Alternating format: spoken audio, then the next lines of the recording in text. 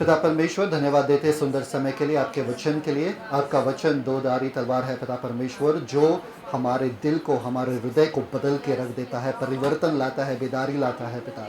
होने दो कि हमारे जीवन में सारी चीज़ें जो है, गंदगी जो है निकल जाए पिता, और हम शुद्ध हो जाए पिता, और आपके लिए ये शुद्ध जीवन जिए, पवित्र जीवन जिए, ताकि आपको सबसे ज़्यादा महिमा हमारे जीवन से मिले। एक शुद्ध पात्र से, एक शुद्ध कटोरे से आपको महिमा मिले इस जीवन से पिता। धन्यवाद। पवित्र आत्मा हमें ये बातें सिखाए ताकि हमारे जहन में, हमारे दिल में ये बैठ जाए। यीशु मसीह के मीठे नाम में मांगते, सुन स्वीकार करो कर, आमेन। आमेन। इफिसियों का किताब उसका पहला अध्याय खोलेंगे और ये हमारा 11वां लेक्चर रहेगा, 11वां शिक्षण रहेगा इफिसियों की किताब पे। और ठीक है, और लास्ट टाइम हमने सीखा था क्या, छोड़ दो, ठीक है। पहले अध्याय में हम लोग देख रहे हैं क्या कि बुद्धि और ज्ञान के बारे में। गुड जॉब, बुद्धि और ज्ञान के बारे में पहले हम लोग देख रहे हैं। पहले अध्याय में क्या कि दो चीजें हैं वहां पे, क्या पहले अध्याय में दो चीजें हैं, क्या कलीसिया का निर्माण और कलीसिया का कलीसिया का निर्माण और कलीसिया का अभिषेक, ठीक है। और इसमें कलीसिया के निर्माण में 3 जनों का योगदान है। कितने जनों का? 3 जनों का योगदान है। सबसे पहले परमेश्वर पिता, परमेश्वर पुत्र और परमेश्वर पवित्र आत्मा, ठीक है। परमेश्वर पिता का क्या योगदान है? 4 योगदान है। कितने? 4। सबसे पहले उन्होंने हमें आशीषित किया, फिर उसके बाद हमें चुना, फिर उसके बाद हमें गोद लिया, फिर उसके बाद हमें अपनाया। फिर हमने देखा कि ये सब आशीष पाने के लिए परमेश्वर पुत्र को त्यागा जाना जरूरी था, कि उनको त्यागा गया था, उनको दुख सहना पड़ा उसके लिए, ठीक है। फिर हम देखते हैं परमेश्वर पुत्र ने हमारे लिए क्या किया। किसी को याद है सबसे पहले बात परमेश्वर पुत्र ने हमारे लिए? दाम भरा, दाम भरा। क्या है, कोई लिख रहा है कि नहीं लिख रहा है? दाम भरा, फिर अपराधों की क्षमा, फिर रिचेस, धन, अनुग्रह का धन, फिर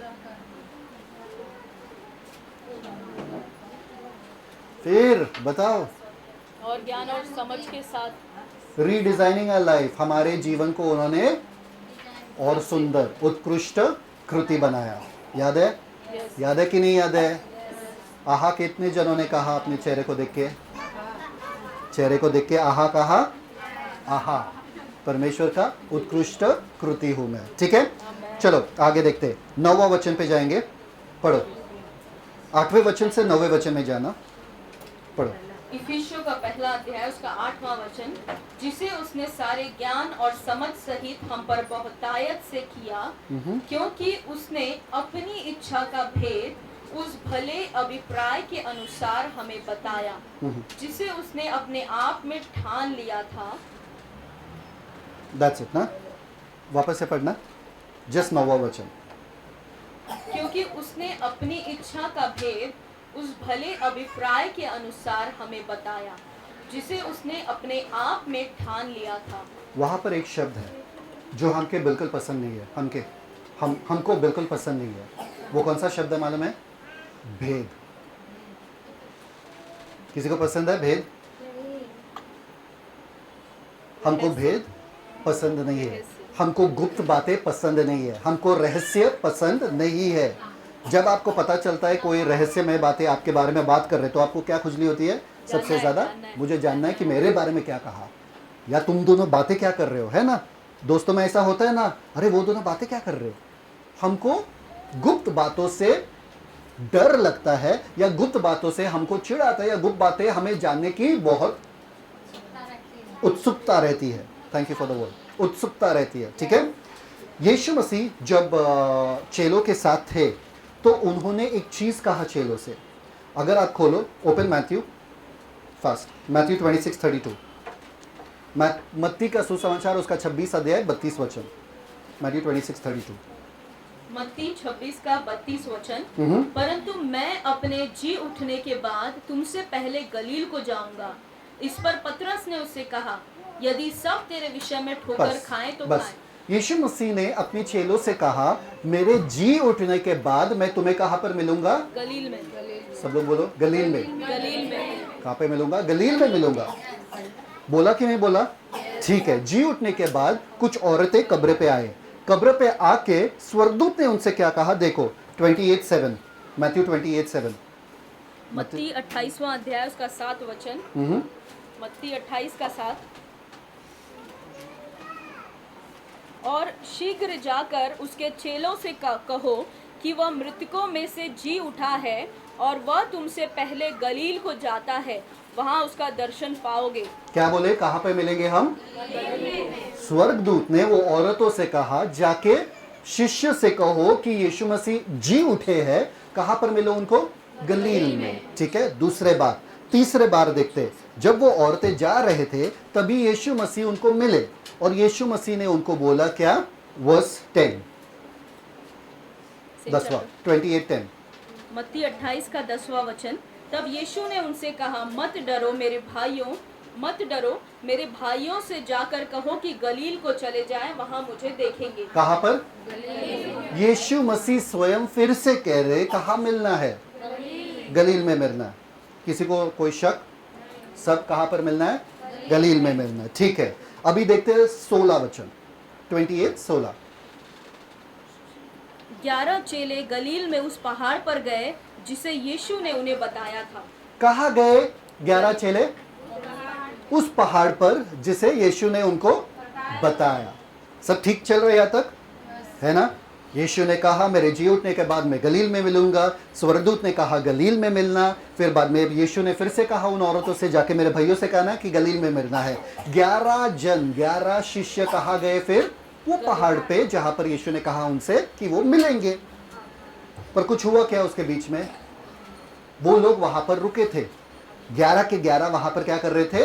रुके थे कि यीशु आएंगे, यीशु आएंगे, यीशु आएंगे। पर अब उनको शक होने लगा। उनको क्या होने लगा? शक होने लगा। उनको वो रहस्य कि यीशु कब आएंगे वो बर्दाश्त नहीं हुआ। तो वो सोचने लगे कि अगर यीशु नहीं आए तो हम किस काम के? हम वही काम में लौट चलते हैं जिस काम में हम माहिर थे। समझ में आ रहा कि नहीं आ रहा? हम वही करेंगे जिसमें हम माहिर थे, क्योंकि अभी यीशु चला गया, अभी कौन रहेगा हमारे साथ? हम यीशु के बिना कुछ कर सकते क्या? नहीं। तो उन्होंने सोचा कि हम जाके क्या करेंगे? मच्छी पकड़ेंगे। इसलिए यूहन्ना का सुसमाचार उसका 20 अध्याय, एक से आगे पढ़ना। यूहन्ना का सुसमाचार उसका 20वां अध्याय 1 से आगे। पहला वचन, दूसरा वचन, ऐसा पहला पढ़ो। Mic check. यूहन्ना उसका 20वां अध्याय उसका पहला वचन। सप्ताह के पहले दिन मरियम मगदलीनी भोर को अंधेरा रहते ही कब्र पर आई और पत्थर को कब्र से हटा हुआ देखा। Read from the time when they were 21, I guess. 21 first. अध्याय 21। हाँ, 21 verse 3 says. यूहन्ना उसका 21वां अध्याय 3 से। यूहन्ना उसका 21वां अध्याय उसका 3रा वचन। शमौन पतरस ने उनसे कहा, मैं मछली पकड़ने जा रहा हूँ। उन्होंने उससे कहा, हम भी तेरे साथ चलते हैं। अतः वे निकलकर नाव पर चढ़े, परंतु उस रात कुछ न पकड़ा। बस क्या किए वो लोग? यीशु ने क्या कहा उनसे? रुकने के लिए। वो लोग कहा गए, उनसे रुकना बर्दाश्त नहीं हुआ। 3 बार ये सिद्ध किया गया था कि रुको रुको रुको। वो रुक नहीं पा रहे थे। वो गए मच्छी पकड़ने के लिए और कामयाब हुए कि नाकामयाब? क्यों? क्योंकि वो कर रहे थे जो परमेश्वर का इच्छा नहीं था। समझ में आ रहा है कि नहीं आ रहा है? वो लोग तुरंत गए, नाव में चढ़ गए, नाव में पकड़ने की कोशिश किया, उनको कुछ नहीं मिला। पूरे रात भर काम करके भी कुछ नहीं मिला। और ये होशियार मछुआरे थे, ये बहुत ही होनहार मछुआरे थे। इनका बिजनेस था, इनके पास सेवक थे, मतलब इनको जरूर पता था कि मच्छी कहां पर मिलेगा। ये पहले बार नहीं कर रहे थे। समझ में आ रहा है कि नहीं आ रहा है? जिनको मालूम था, पर फिर भी उनके क्राफ्ट में, क्या बोलते क्राफ्ट, उनके जिसमें वो प्रसिद्ध है, जिसमें वो सिद्ध है, वो भी कामयाब हुआ। समझ में आ रहा है कि नहीं आ रहा? वो भी नाकामयाब हुआ। क्यों? क्योंकि वो परमेश्वर की इच्छा में नहीं थे, परमेश्वर की मर्जी में नहीं थे। आप कुछ भी होनार, आपका क्या बोलते हैं, कला। कला हो सकता है, पर अगर आप परमेश्वर के इच्छे में नहीं हो, आपका कला कुछ काम का नहीं है। सही बात है कि नहीं? उनको वो रहस्य क्या बोलते कि परमेश्वर कब आएंगे, परमेश्वर कब आएंगे। चलो, परमेश्वर मेरे प्रार्थनाओं का जवाब नहीं दे रहा, शायद से मैं वो ही करूं जिसमें मेरा कला है, मैं वापस उसी जीवन में वापस चला जाऊं। बहुत बार ऐसा हुआ कि परमेश्वर ने मुझे दिया है कि प्रचार करूं मैं, पर मेरे दिमाग में आया था कि चलो फुल टाइम मिनिस्ट्री में जाता हूं, तो मैं फुल टाइम मिनिस्ट्री में गया था। फुल टाइम मिनिस्ट्री में आने के बाद, फुल टाइम मिनिस्ट्री का मतलब मालूम है ना, कि काम काज छोड़कर सिर्फ प्रचार करूं। हाँ, फिर देखा कि कुछ यहाँ पर हो ही नहीं रहा है, कुछ पैसा ही नहीं आ रहा है, कुछ उन्नति नहीं आ रहा है, कुछ सफलता नहीं आ रहा है, कुछ लोग नहीं आ रहे, कोई भी नहीं आ रहा, और मैं तो ऐसे गरीब में गरीब, और ज़्यादा लोन और ज़्यादा ये सब हो रहा है मेरे जीवन में। तो उस टाइम पे मैंने क्या सोचा, मम्मी सब ने बोला क्या, वापस से उसी चीज़ में जा जो तू माहिर है, कॉल सेंटर ज्वाइन कर। समझ में आ रहा है? सबके जीवन में ऐसा होता है, जब हम रुकते हैं परमेश्वर के लिए ना, कि परमेश्वर कुछ करे करे, अगर नहीं करते तो हम अपने रीति से करने की कोशिश करते हैं, और परमेश्वर के लिए रुक नहीं सकते। सुबह सुबह जब वो लोग मच्छी पकड़ के थक गए थे, उनको मच्छी मिल नहीं रहा था, तभी उन्होंने किसी को देखा, कहां पर, कहां पर, किनारे के ऊपर, और वहां पर वो मच्छी क्या कर रहे थे, फ्राई कर रहे थे, मच्छी फ्राई कर रहे थे। कौन था वहां पे किनारे पे, पता? यीशु मसीह ने उनसे क्या कहा, कहां पर मिलना है, पहाड़ पे। जब आप परमेश्वर के इच्छे में नहीं हो तो आपका जो भी काम है वो व्यर्थ होता है, पर परमेश्वर खुद उतरकर आपके पास चला आता है आपको वापस खींचने के लिए। समझ में है? पर यीशु मसीह ऊपर पहाड़ पे ही नहीं बैठे, ये लोग नहीं आए इधर, चल उनको छोड़ देता हूं मैं, नीचे जाऊंगा ही नहीं, वो वापस से आपको खींचने के लिए आ जाते हैं। यीशु मसीह को किनारे पे मच्छी मिला, इन लोगों को गहरे समुद्र में जो मच्छी नहीं मिला। हालेलुया। परमेश्वर आपके सारे जरूरतों को पूरा करेगा जब आप परमेश्वर के इच्छे के दायरे में हो। हालेलुया। आपको डरने की जरूरत नहीं है। समझ में आ रहा है? रहस्यमय क्या है पता है आपको? बहुत क्या छोटा सा लाइन है, क्या बोलते हैं उसको, लाइन क्या बोलते हैं, एक छोटा सा इधर उधर है, क्या बोलते हैं उसको, हल्का फर्क है, हल्का फर्क है रहस्य में और विश्वास में। विश्वास रहस्यमय नहीं है, मैंने विश्वास किया है कभी तो होगा, परमेश्वर नहीं, वो विश्वास नहीं है, वो तुक्का है। क्या है वो? तुक्का। परमेश्वर कभी ना कभी मेरे घर को बदलेगा, परमेश्वर कभी ना कभी मेरे हालातों को बदले, वो विश्वास नहीं है। विश्वास क्या है मालूम है क्या? इसी साल परमेश्वर मेरे घर को बदलेंगे, इसी साल मेरा नया घर आएगा, इसी साल मेरा नौकरी लगेगा, इसी साल मेरा ये होगा। आपको पता है कि क्या होगा। विश्वास रहस्यमय नहीं होता है। समझ में आ रहा है कि नहीं आ रहा? सब है मेरे साथ? ठीक है। परमेश्वर जो है ना, एक प्रकाशित या एक खुलासा करने वाला खुदा है या परमेश्वर है। उनको गुप्त रहस्य नहीं अच्छा लगता है। कितने जनों को पता है? उनको रहस्य रखना नहीं पसंद है, उनको खुलासा करना पसंद है, मतलब आपको बताने में उनका दिलचस्पी है। फॉर एग्जाम्पल ड्यूटरॉनमी 29:29 मतलब 29:29 कहता है क्या कि व्यवस्था विवरण 29:29 रहस्य चीजें जो है परमेश्वर के ही है, पर उन हम पर जो प्रकट किया गया है वो हमारे लिए है और हमारे बच्चों के लिए है। रीड इट 29:29 व्यवस्था विवरण take that other one.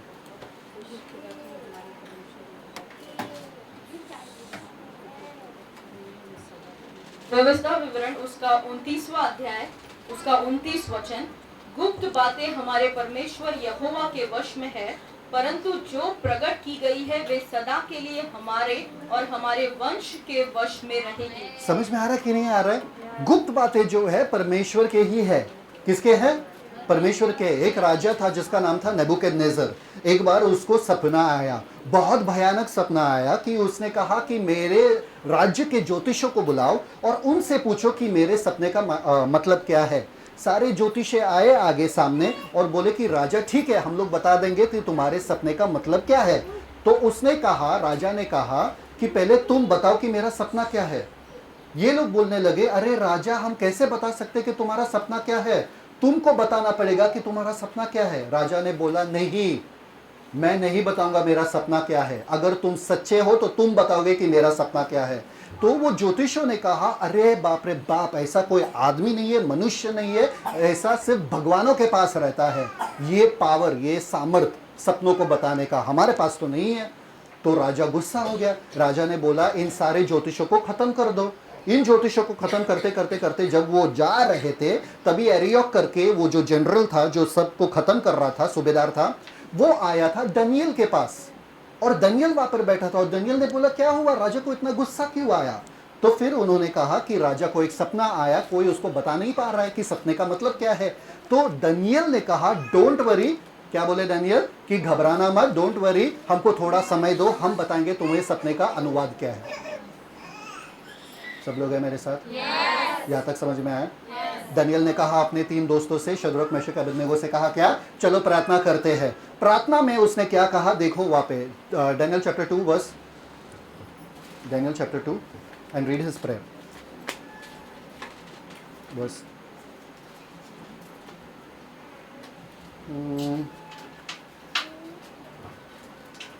18. 1 minute, 1 minute. Verse 18 is prayer, is no?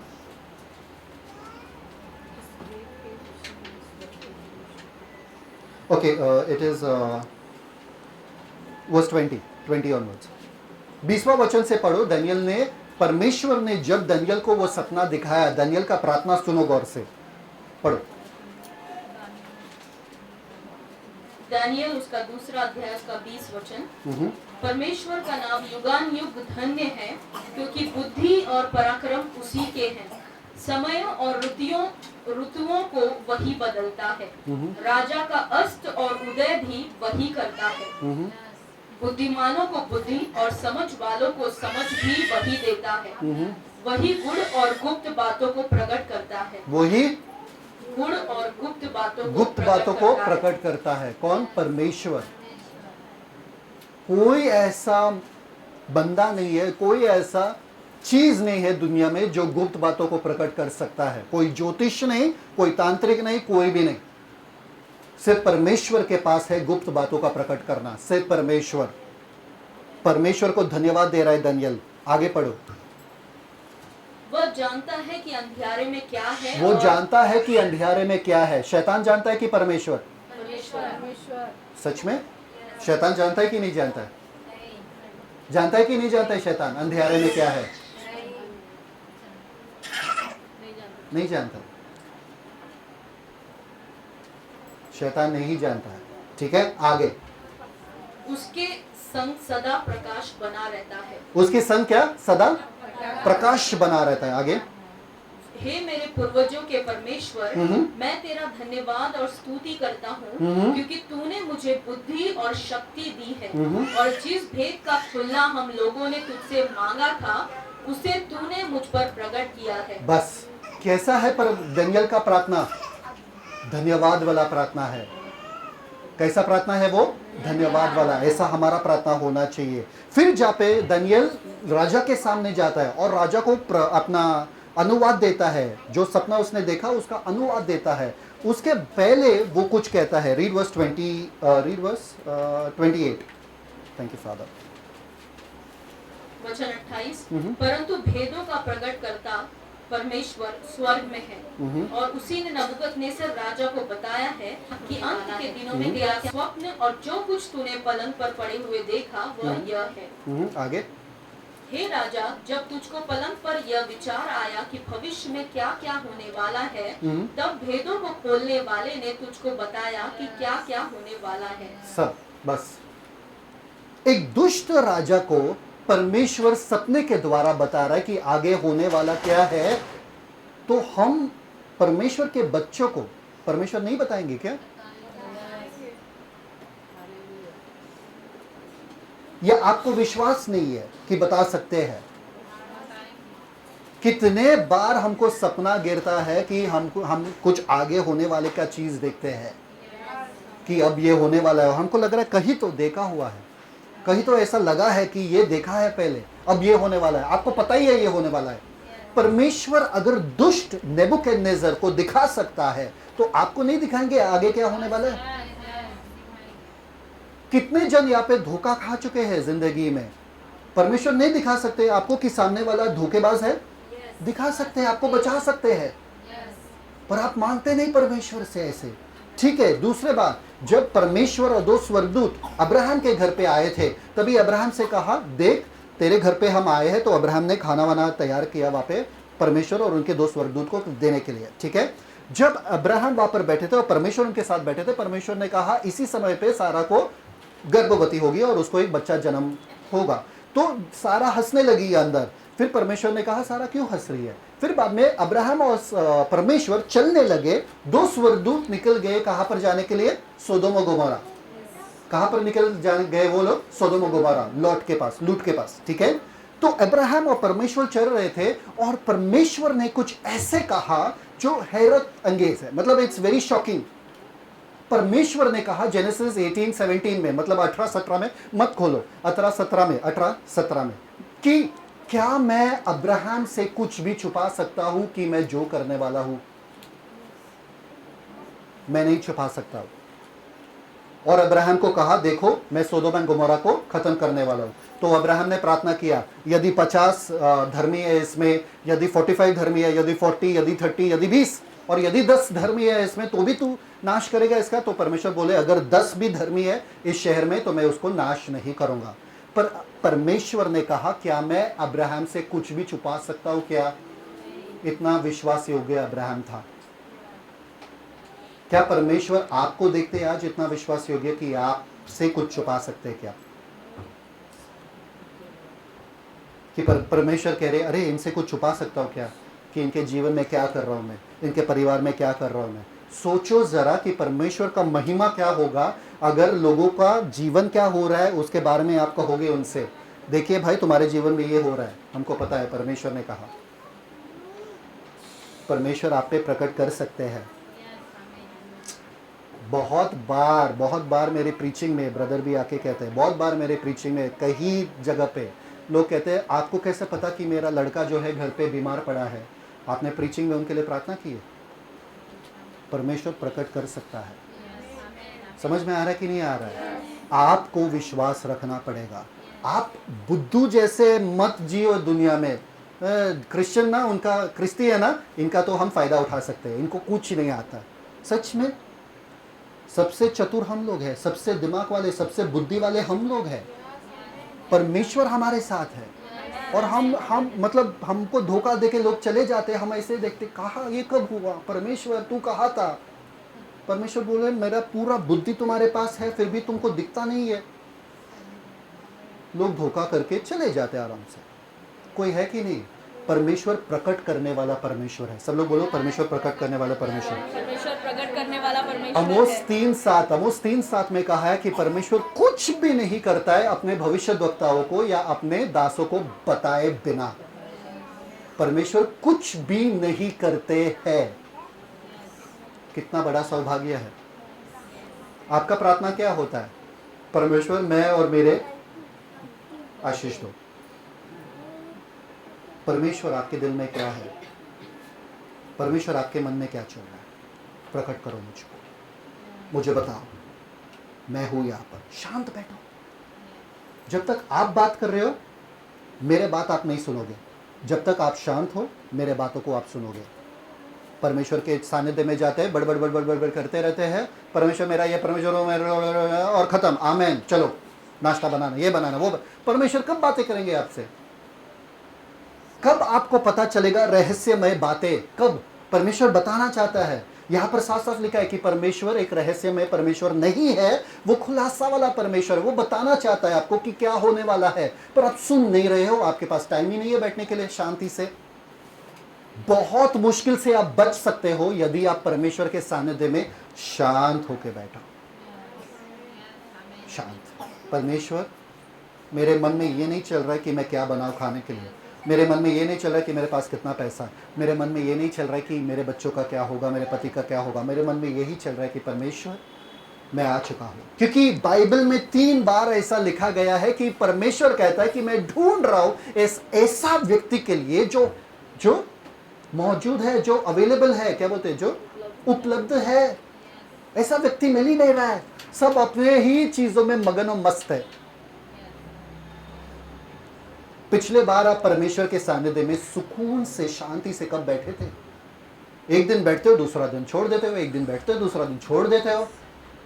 सुकून मिलता ही नहीं है। कितने जन बोलते हैं जब हम प्रार्थना में बैठते हैं सब चीजें याद आ जाती है, ये करना था, वो करना था, इससे बात करना था, उससे बात करना था, इसका परेशानी याद आता है, उसका परेशानी। ये प्रार्थना का समय नहीं है ये सब करने के लिए। आपको पता नहीं चल रहा है कि आपका खुद का बदन आपको भटका रहा है, आपका खुद का मन आपको भटका रहा है प्रार्थना के सही मतलब से। प्रार्थना का मतलब ये होता है परमेश्वर में उपलब्ध हूं, बात कीजिए मुझसे।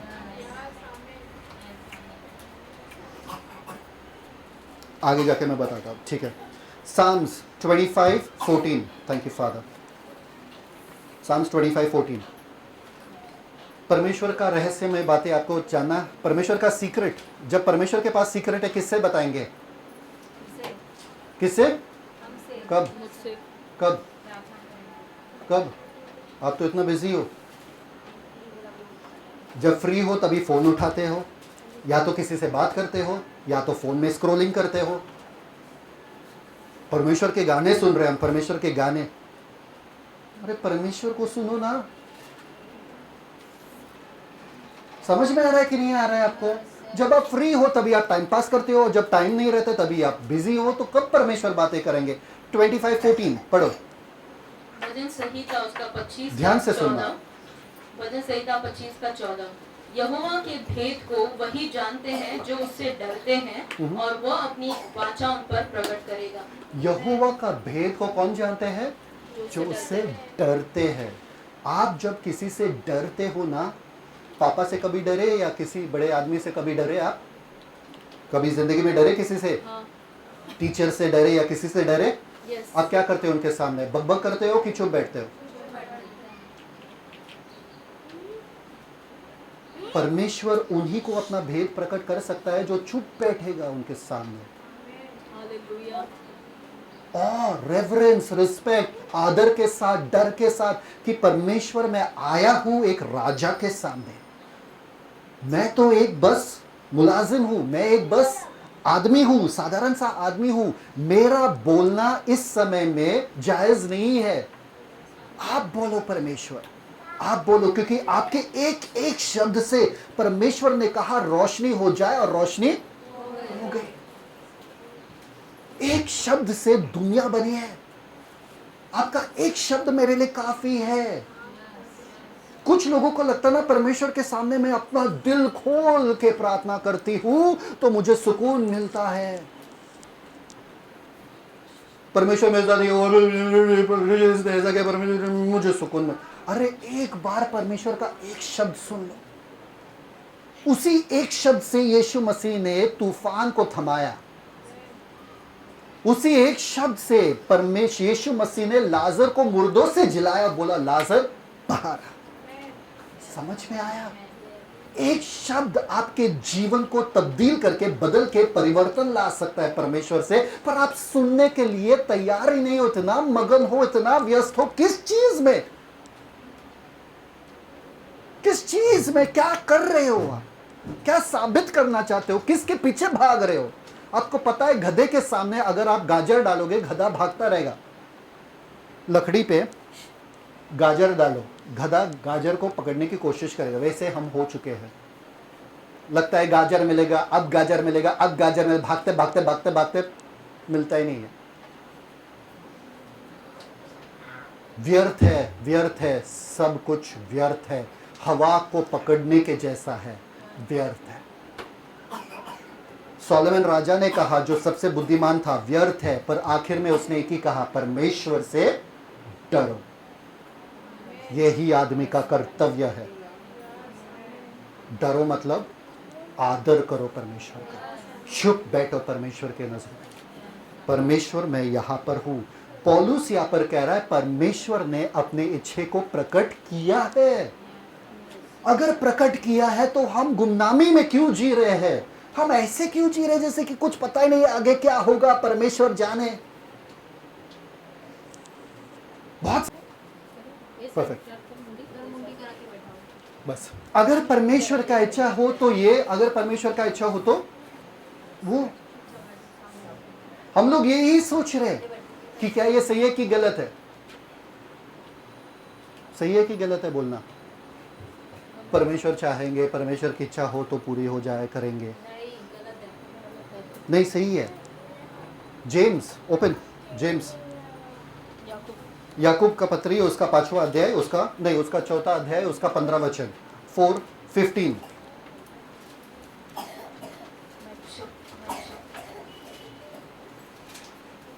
याकूब उसका 4था अध्याय, उसका 15 वचन, इसके विपरीत तुम्हें यह कहना चाहिए, यदि प्रभु चाहे तो हम जीवित रहेंगे और यह या वह काम भी करेंगे। क्या बोले?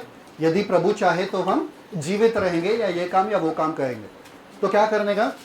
अगर किसी के घर पे जाना है तो क्या बोलना चाहिए? परमेश्वर की इच्छा हो तो हम आएंगे। अगर कोई काम, नौकरी लेना है, परमेश्वर की इच्छा हो तो नौकरी लेंगे। अगर किसी से शादी करना है, परमेश्वर का इच्छा हो तो शादी करेंगे। ऐसा बोलना है क्या? लिखा तो है। किसको लिखा है ये?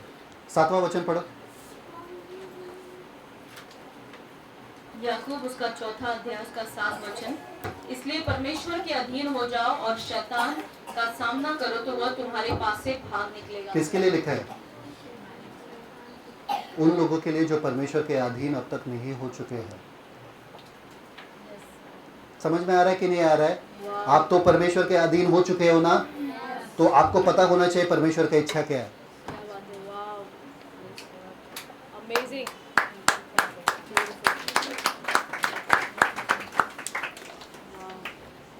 फिर हम नेक्स्ट लेवल पे आते, हम और क्या बोलते हैं? और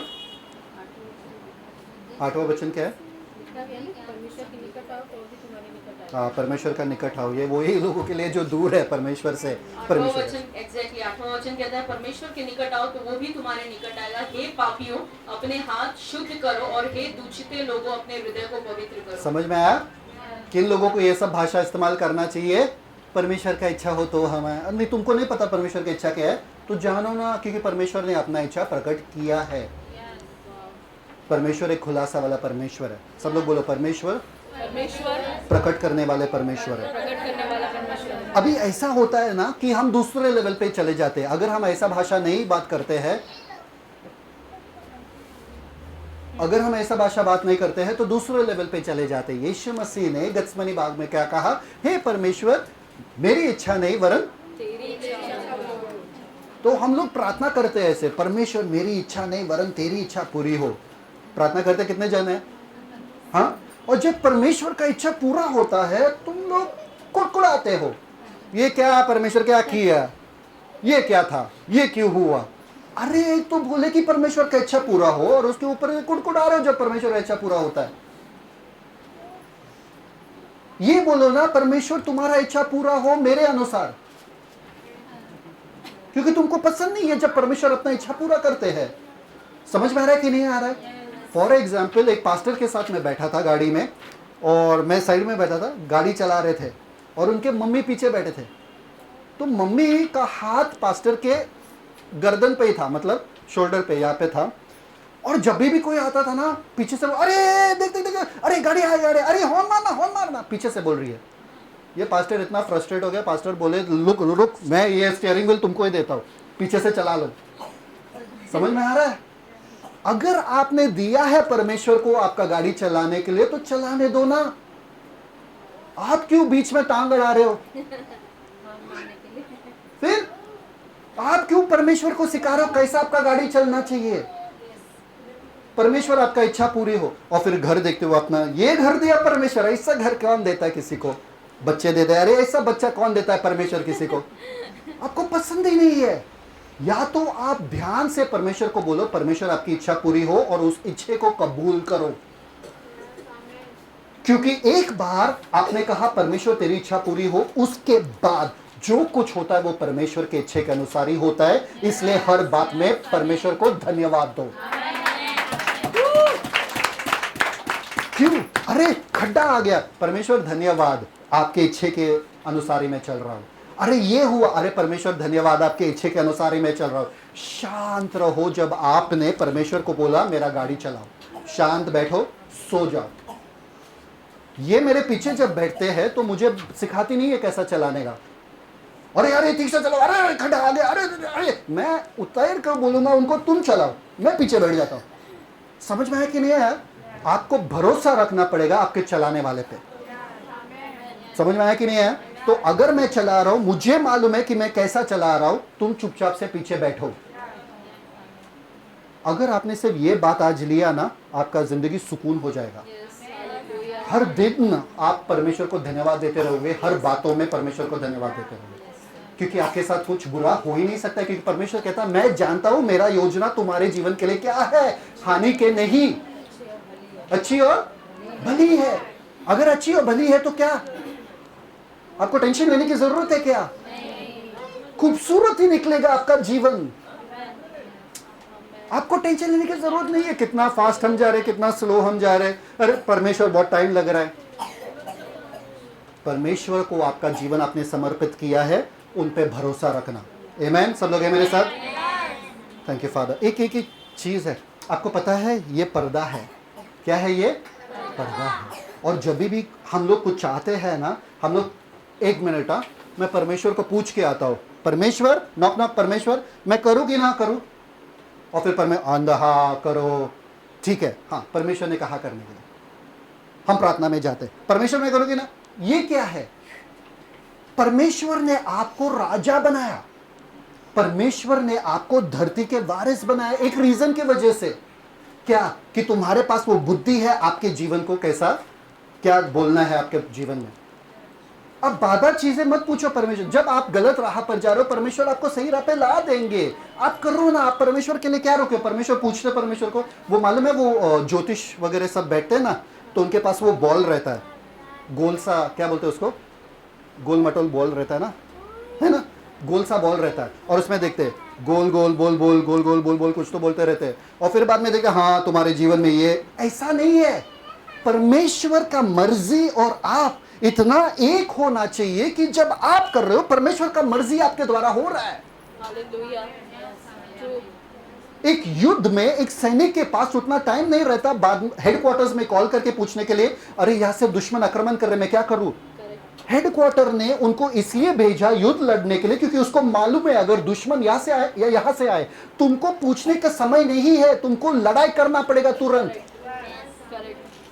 आप कहां से इतना टाइम ले रहे हो कि मैं जाके पहले परमेश्वर बोलेंगे अरे तुमको तैयार किया मैंने, तुमको सब कुछ दिया, पवित्र आत्मा तुम्हारे अंदर है, तुमको पता है क्या करना है, फिर भी हम बेवकूफ जैसे जाते हैं। ये एक युद्ध है, ये एक लड़ाई है।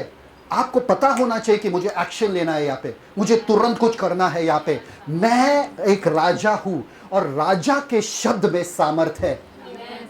राजा के शब्द में क्या है? सामर्थ है। मैं चीजों को बदल सकता हूं मेरे शब्दों से। और परमेश्वर कहता है तू बोल, मैं तेरे शब्दों के पीछे खड़ा रहता हूं, तू बोल। परमेश्वर का मर्जी और आप एक होना चाहिए। एक परमेश्वर का वचन और आप एक होना चाहिए। क्या होना चाहिए? एक होना चाहिए। सब लोग हैं मेरे साथ? हम लोग क्या है? सब लोग बोलो राजा। प्रोवर्ब्स 25:2 झटझट खोलो। प्रोवर्ब्स 25:2 नीति वचन 25:2। Thank you father. नीति वचन 25:2 परमेश्वर की महिमा गुप्त रखने में है, परंतु राजाओं की महिमा गुप्त बात का पता लगाने से होती है। परमेश्वर की महिमा किस में है? गुप्त रखने में। गुप्त, पर वो गुप्त बातों को जानने का महिमा किसके पास है, या जरिया किसके पास है? राजाओं के पास है। आप कौन हो? आप एक राजा हो, आपके पास पूरा अधिकार है परमेश्वर के सारे गुप्त बातों को जानने का।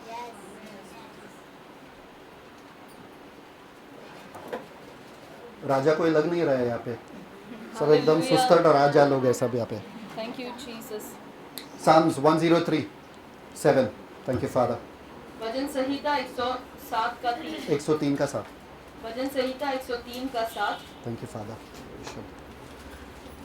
उसने मूसा को अपनी गति और इस्राएलियों पर अपने काम प्रकट किए। उसने मूसा को अपने तौर तरीके सिखाए और दिखाए और इज़राइल के लोगों को अपने काम प्रकट किया। अगर मैं 1 लाख कमा रहा हूं तो आपको 1 लाख दिखेगा, पर कुछ ही लोग आप में से मुझे आके पूछेंगे, ब्रदर 1 लाख आप कैसे कमा रहे हो? समझ आ रहा है कि नहीं आ रहा है? सबको चंगाई चाहिए, पर कोई पूछने के लिए तैयार है क्या परमेश्वर से कि परमेश्वर आपके तौर तरीके क्या है, आप कैसे करते हो, आपका क्या है, आपका सोच क्या है, आपका धड़कन क्या है, आप कैसे चीजें करते हो, आप क्या सोचते हो? यीशु मसीह और परमेश्वर एक क्यों थे? क्योंकि यीशु मसीह को परमेश्वर का मर्जी पता था, इच्छा पता था। इसलिए यीशु मसीह टाइम पास नहीं करते थे, व्यर्थ बातों में अपना टाइम नहीं गवाते थे। वो सीधे सीधे मुद्दे पे आते थे, ये मुझे ये करना है, इधर इधर जाना है, खत्म। क्यों? क्योंकि उनको पता था परमेश्वर का मर्जी क्या है, इच्छा क्या है। आप कितने टाइम से अपना जीवन ऐसे ही घुमा रहे हो बिना लक्ष्य का? आपको पता है मुर्गी का अगर सर काटा तो मुर्गी कहाँ पे भागता है? कहीं पे भी। कहाँ पे भागता है मुर्गी? अगर मुर्गी का सर काटा तो कहाँ पे भागता है?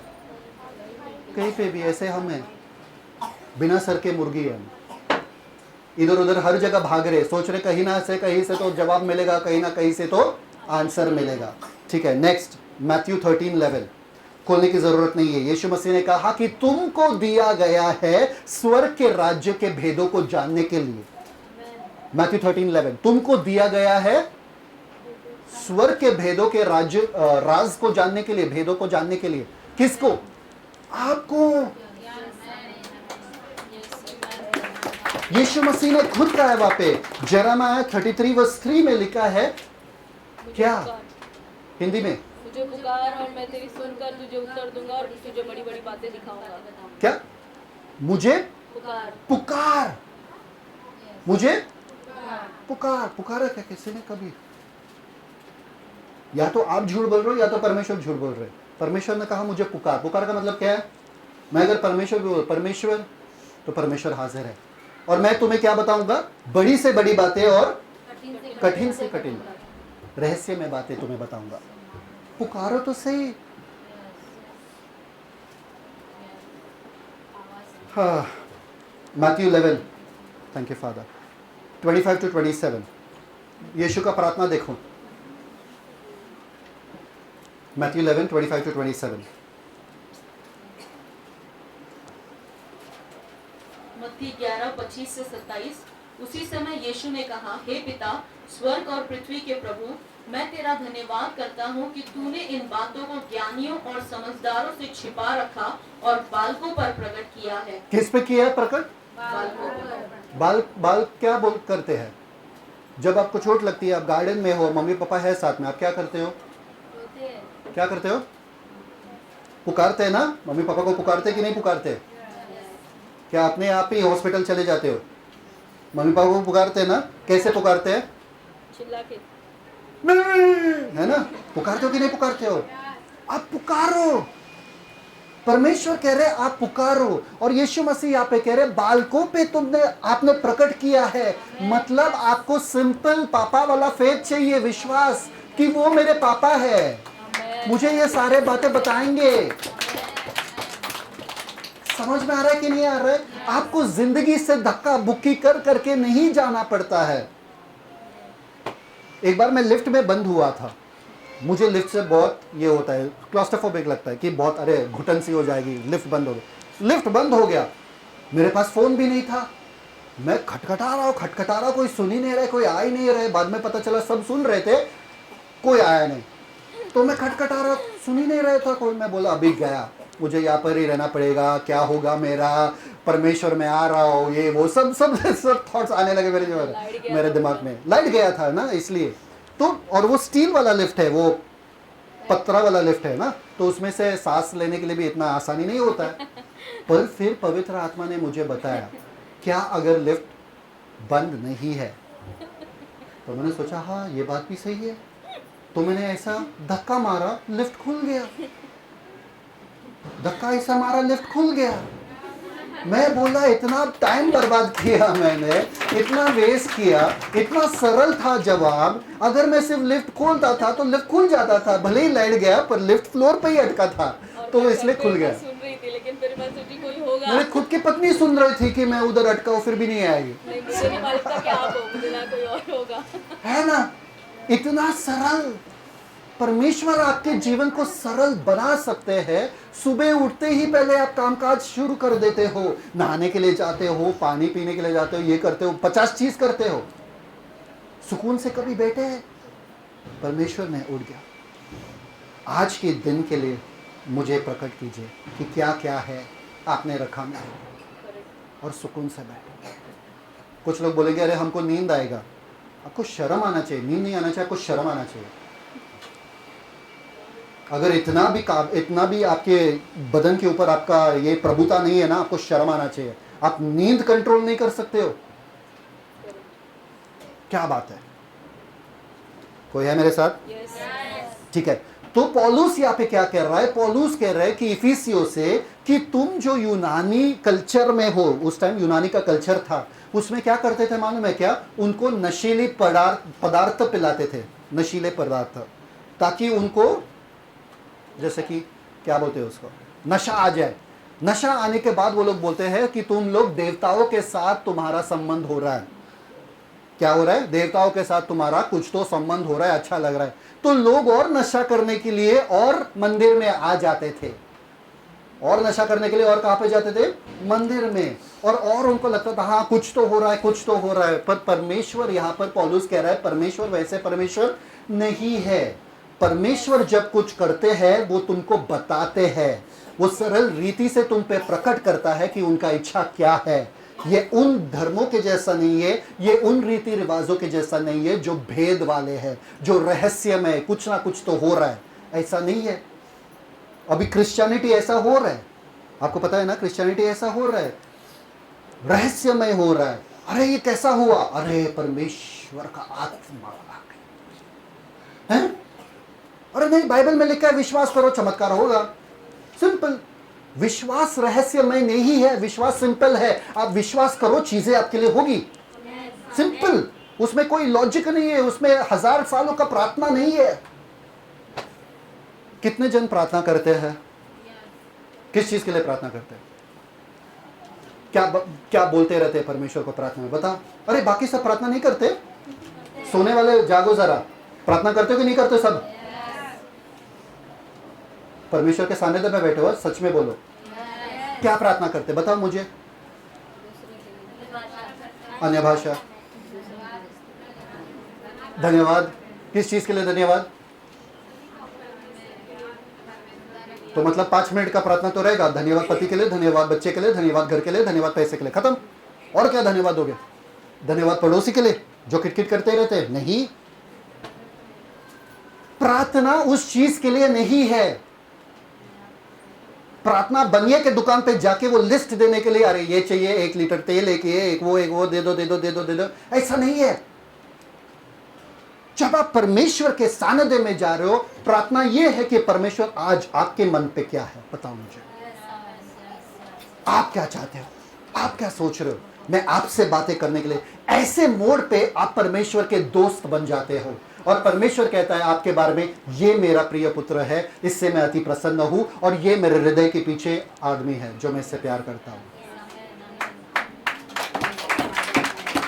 अब्राहम, दानियल, जेरेमाया, ये सब परमेश्वर के पीछे थे। परमेश्वर तुम्हारे दिल पे क्या है, तुमको क्या लग रही है? दानियल का प्रार्थना देखो, दानियल बोलता है इजराइल के लिए प्रार्थना करता है। वो नेहमाया इजराइल के लिए प्रार्थना करता है, क्योंकि परमेश्वर के दिल पे इजराइल था, तभी वो राष्ट्र था। समझ में आ रहा है कि नहीं आ रहा है? आज परमेश्वर के दिल पे क्या है बताओ मुझे, जो प्रार्थना करते हैं, बताओ। नहीं पता है, क्योंकि आप अपने घर में व्यस्त हो, आप अपने रिश्तेदारों में व्यस्त हो। मेरे रिश्तेदार को बचाओ, मेरे इसको बचाओ, बाकी सबको डुबाओ, सिर्फ मेरे रिश्तेदार को बचाओ। एक होता है इंटरसेसरी प्रेयर। इंटरसेसरी प्रेयर मतलब मध्यस्थी का प्रार्थना, जो आप दूसरों के लिए करते हैं। वो प्रार्थना अलग है, उसका समय अलग है। पर परमेश्वर के साथ जब आप प्रार्थना भवन में जाते हो, प्रार्थना के वो चेंबर में जाते हो, आप वहां पर पहुंचते हो, बोलते हो परमेश्वर मैं उपलब्ध हूं। मुझसे बातें कीजिए और शांत रहना, सो मत जाना। सो जाओगे तो वैसे भी परमेश्वर बातें नहीं कर पाएंगे। कोई है मेरे साथ? तो पौलुस यहाँ पे कह रहा है कि परमेश्वर ने अपना योजना को तुम पर क्या किया है? प्रकट किया है। इसलिए आपको ये नहीं कहना है परमेश्वर आपकी इच्छा क्या है, आपको सिर्फ कहना है परमेश्वर धन्यवाद आपकी इच्छा के लिए। क्या कहना है? धन्यवाद आपके इच्छा के लिए कि आपने आपका इच्छा मुझ पर प्रकट किया है। कितने जनों को मालूम है परमेश्वर का इच्छा आपके जीवन के लिए क्या है? हाथ ऊपर करो।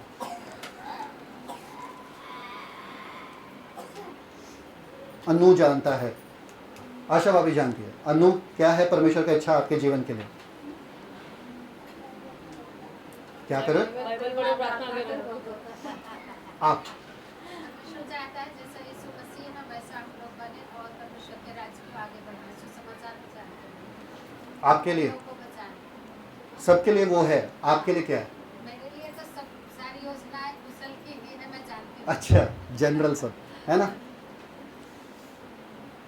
क्या बात है, इतने साल से क्रिस्ती हो, इतने महीने से क्रिस्ती हो, आपको पता नहीं कि परमेश्वर की इच्छा क्या है? आप जी क्या रहे हो फिर हर दिन? क्या जी रहे हो? बताओ, किसकी इच्छा जी रहे हो? बताओ मुझे, किसका किसका इच्छा जी रहे हो हर दिन? बताओ बताओ ना, सुनाई नहीं दे रहा है। किसका इच्छा जी रहे हो? हाँ, किसका? परमेश्वर की इच्छा जी रहे हो, बिना जाने परमेश्वर की इच्छा जी रहे हो। आप क्या बात है, आप अपना इच्छा जी रहे हो। मैं उठूं, मैं सो जाऊं इस टाइम पे, मेरा स्केड्यूल, मेरा ये मेरा वो। परमेश्वर का बारे में आप जानते नहीं हो, क्या जिए हुए वो चीज। मैं बताता हूं आपको परमेश्वर का इच्छा। परमेश्वर का इच्छा 5 चीजों में प्रकट किया गया है। झट से सुन लो, ओके, आप पढ़ लो। परमेश्वर का इच्छा सबसे पहले सोलर सिस्टम में, सोलर सिस्टम मतलब क्या? ग्रह में, मतलब ये पूरे दुनिया में प्रकट किया गया है परमेश्वर का इच्छा। अगर आपको पढ़ना है रोमन्स 1:19-23, रोमियो का 1:19 से लेके 23।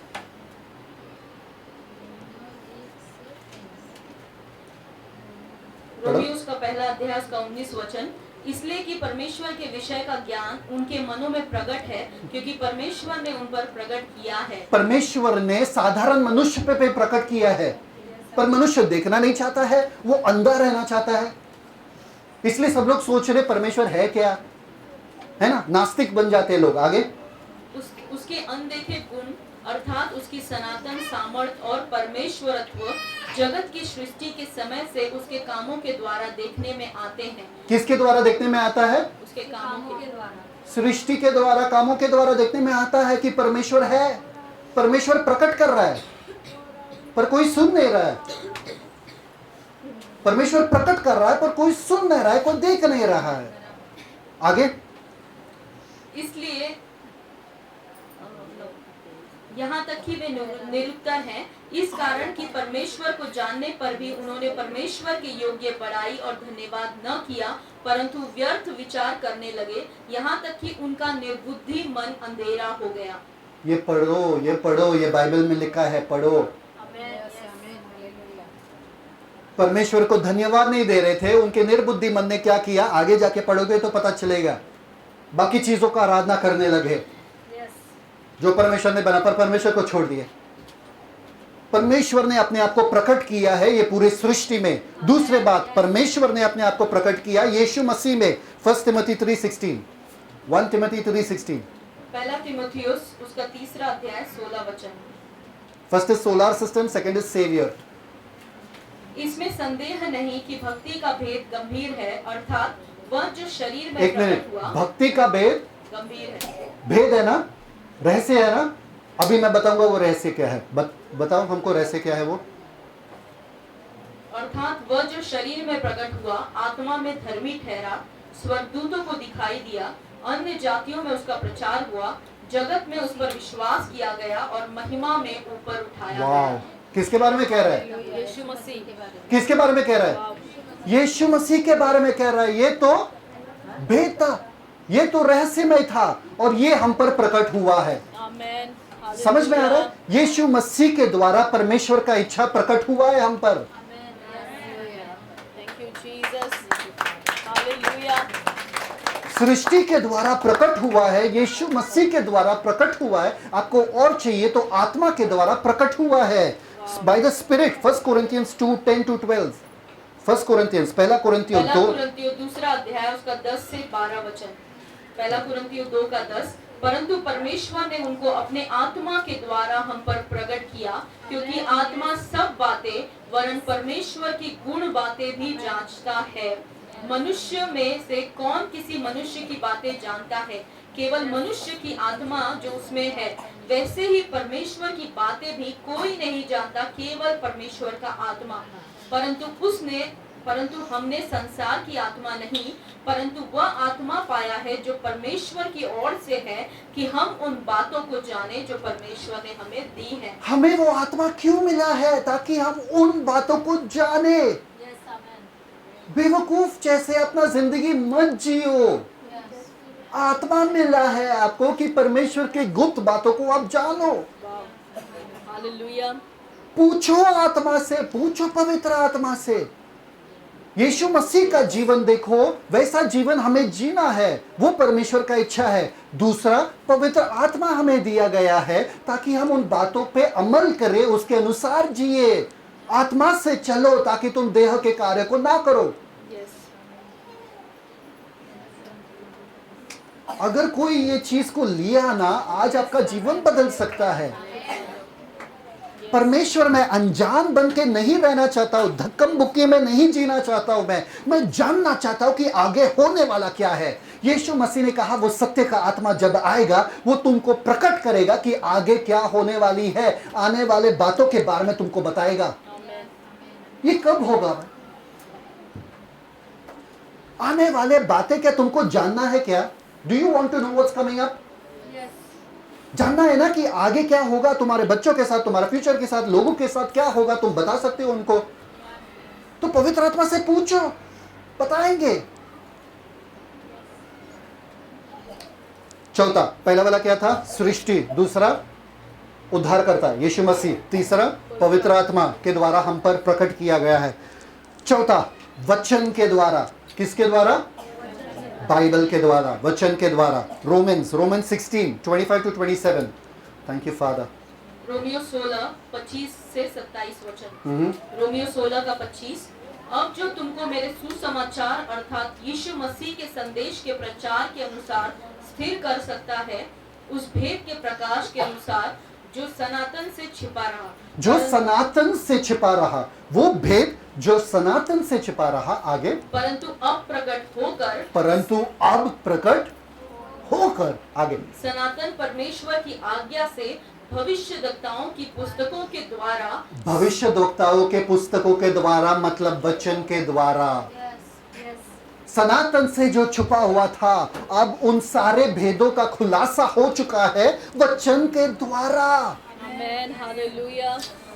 अनजान बन के मत रहो, निर्बुद्धि बन के मत रहो। परंतु तो परमेश्वर से बातें कीजिए। कहा कि परमेश्वर मेरे जीवन में आज ये लोग आने वाले, मुझे दिखाइए उनके बारे में। पवित्र आत्मा मुझे बताइए उनके बारे में, उनके जीवन में क्या चल रहा है, ताकि मैं उन तक पहुंचूं आपके सुसमाचार को लेकर और उनके जीवन को बदल के रख दूं। क्योंकि कोरिन्थ में लिखा है, जब आप लोग उनके बारे में भविष्यवाणी करेंगे तो वो लोग ये सुनकर उनका दिल पिघल जाएगा और परमेश्वर के सामने गिर कर दंडवत करेंगे और बोलेंगे सच में तुम्हारा परमेश्वर परमेश्वर है। इतना सामर्थ आपके पास है, आप रख के कर क्या रहे हो?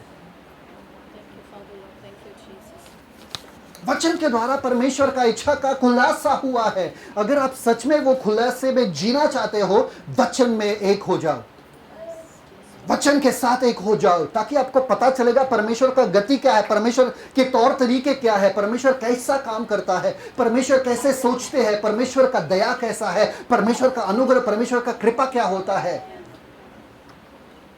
आप परमेश्वर को जाने बिना उनके गुप्त बातों तक नहीं पहुंच सकते हो। इसमें खुलासा हुआ है, पर आपके बंद बाइबल मतलब आपका दिमाग बंद रहेगा। अगर आपका बाइबल बंद है तो आपका दिमाग बंद रहेगा, आपका दिमाग चलेगा नहीं। लोग आपको धोखा दे दे के चले जाएंगे और आप उधर रोते बैठेंगे, परमेश्वर मेरे साथ क्यों ऐसा हुआ। परमेश्वर ने आपको पृथ्वी के अधिकारी बनने के लिए ठहराया है, ताकि आप सर बनो, पूछ नहीं, ताकि हर चीज में आप अव्वल नंबर लाओ। कैसे लाओगे? आत्मा के द्वारा, परमेश्वर यीशु के द्वारा। वचन के द्वारा लाओगे। आपके पास इतना सब कुछ है, फिर क्यों ऐसे बेबसी में जी रहे हो आप लोग? Next, the fifth one, by the saints. First one was what? By the solar system. Second, by the saviour. Third, by the spirit. Fourth, by the scriptures. And five, by the saints. Colossians 1:26-27 पढ़ो। 26, 27, 28। कुलुस्सियों उसका पहला अध्याय उसका 26 वचन, कुलुस्सियों 1 का 26, अर्थात उस भेद को जो समयों और पीढ़ियों से गुप्त रहा परंतु अब उसके उन पवित्र लोगों पर प्रकट हुआ है जिन पर परमेश्वर ने प्रकट करना चाहा कि उन्हें ज्ञात हो कि अन्य जातियों में उस भेद की महिमा का मूल्य क्या है, और वह यह है कि मसीह जो महिमा की आशा है तुम में रहता है। आपके द्वारा, संतों के द्वारा परमेश्वर अपने भेदों का प्रकट करते हैं। हालेलुया। संतों के द्वारा। अगर लोग चाहते हैं कि परमेश्वर का इच्छा क्या है मेरे जीवन में, आप संतों के द्वारा जाओ, संतों के पास जाओ, क्योंकि संतों पे परमेश्वर ने ऑलरेडी प्रकट किया है। हालेलुया। समझ में आ रहा है कि नहीं आ रहा है? आप खुद यहाँ पे कंफ्यूज बैठे हो, मेरे जीवन में चल के आ रहा है, क्या पता लोग आपके पास कैसे आएंगे। आप खुद तुक्के पे जी रहे हो। आज अच्छा दिन है तो खुशी है, कल बुरा दिन है तो दुख है, इसने मुझे चिढ़ाया तो मुझे गुस्सा आया, ऐसे जी रहे हो आप। आपको बनाया गया है उड़ने के लिए हवा में, और आप क्या कर रहे हो? रेंग रहे हो। ठीक है, अभी हम सोचते हैं परमेश्वर का इच्छा मेरे जीवन के लिए क्या है। कितने जन सोचते ना कि परमेश्वर आपका इच्छा मेरे जीवन के लिए क्या है। चलो, आपको पूरा बाइबल नहीं पढ़ना है, पूरा बाइबल पढ़ के आपको नहीं मिलेगा, मैं आपको बताता हूं। परमेश्वर का इच्छा सबसे पहले कि आपका उद्धार हो जाए। परमेश्वर नहीं चाहता कि कोई भी मनुष्य का नाश हो जाए, पर वरन उनका उद्धार हो जाए। सही बात है कि नहीं? किधर लिखा है? 1 तिमोथी 2:4, करेक्ट। नेक्स्ट, परमेश्वर का इच्छा ये है, सेकंड वाला, first is salvation, second is परमेश्वर का इच्छा मेरे जीवन के लिए है कि मैं एक शुद्ध जीवन जीऊं। क्या जीवन जीऊं? सब लोग बोलो, पवित्र शुद्ध जीवन जीऊं। कहां पर लिखा है? 1 Thessalonians 4:3, 1 Thessalonians 4:3। ठीक है, परमेश्वर का पहला इच्छा क्या है मेरे जीवन के लिए? कि मेरा उद्धार हो जाए। दूसरा, परमेश्वर का इच्छा मेरे जीवन के लिए कि मैं शुद्ध और पवित्र जीवन जीऊं। तीसरा, परमेश्वर का इच्छा मेरे जीवन के लिए कि मैं धन्यवाद हर बातों में कहूं। This is the will of God concerning you, that in everything you give thanks. कहां पर लिखा है? 1 Thessalonians 5:18। 1 Thessalonians 5:18। ठीक है, that what this is the will of God. परमेश्वर का इच्छा कि हर बात में आप धन्यवाद देते रहो। क्या देते रहो? हर बात में, हर बात में ना लोग, हर बात में। अगर किसी ने चिढ़ाया, किसी ने गुस्सा दिलाया तो धन्यवाद प्रभु। अगर किसी ने गाली दिया तो धन्यवाद प्रभु। अगर देर से सोए, जल्दी उठना पड़ा सुबह तो धन्यवाद प्रभु। आमेन। ठीक है, और चौथा वाला जो सबसे डिफिकल्ट है, चौथा वाला मेरे जीवन के लिए परमेश्वर चाहते हैं कि मैं हम लोग एक दूसरे को माफ नहीं करें, एक दूसरे को सबमिट करें, अधीन रहे। अकड़ तो लोगों का ऐसा है कि गर्दन टूट जाए पर सर मुंडी फिर भी हिलते रहेगा। इतना अकड़ लोगों का। तुम्हारे सामने झुकू क्यों? परमेश्वर का इच्छा है यहाँ पे एक दूसरे को अधीन रहे। परमेश्वर को महिमा इसमें मिलता है। कहां पे लिखा है? Ephesians 5:21। परमेश्वर को महिमा मिलता है कि आप अधीन रहो। हर बात में वापस सुनाने के लिए मत जाओ। हर बात में सामने वाले ने कुछ बोला, आप 2 बातें सुनाओगे, सामने वाले ने 4 बोला, आप 8 सुनाओगे। ये कहां का अकड़ है, कहां का घमंड है? आप एक धुएं के समान आपका जीवन है। भस्म हो जाओगे एक ही चुटकी भर में, ऐसा बस भस्म हो सकते हो। कहां का अकड़ है? ट्रेन में देखो, अरे धक्का क्यों मारा? अरे फ्लाइट में नहीं जा रहे भाई, ट्रेन में जा रहे, नाला सोपारा स्टेशन है, धक्का ही मारेंगे ना, और क्या मारेंगे? सब लोग एक दूसरे के ऊपर गिर रहे, तुम पूछ रहे धक्का क्यों मारा? अकड़ देखो ट्रेन में। लड़की लोगों के ट्रेन में तो और अकड़ रहता है, एक दूसरे के बाल खींचते रहते हैं और बाकी सब वीडियो शूटिंग करते रहते हैं। इतना अकड़ किस चीज के बारे में? अगर किसी ने मुझे धक्का मारा पीछे से, मैं देख के हंसता हूं, ऐसे ही देख के हंसता हूं, और वो लोग भी हंसते हैं। समझ में आ रहा है कि नहीं आ रहा है? क्यों चिल्लाने का? वो भी परेशान, आप भी परेशान, सब लोग एक ही गर्दी में है ना। चुपचाप बैठो, हंसी मजाक करते जाओ ना। झगड़ा करना है, जहां पर यही चलता है सबका। क्यों? अच्छे से ना, ओ सॉरी सॉरी, जैसे आप सॉरी बोलोगे लोगों का दिल पिघल जाता है। एक स्माइल दो, लोगों को दिल पिघल जाता है। गुस्सेदार आदमी का भी दिल पिघलेगा। एक बंदा आता है मेरे काम पे, उसके पास आईडी कार्ड नहीं है, सारे सिक्योरिटी गार्ड उसको बार बार sir sir ID, sir sir ID, sir sir ID. वो इतना गुस्सा करता है, वो बोलता है कि अरे बार बार क्या आईडी पूछ रहे हो, बाहर दिखाया ना, अभी तो दिखाया ना। और फिर वो लोग परेशान हो जाते हैं, वो बोले सर हमारा तो काम ही है ये करने, पर जब भी मैं चाहता हूँ मैं सामने से आईडी दिखाता रहूँ। बोले नहीं नहीं नहीं मत दिखाओ मत दिखाओ।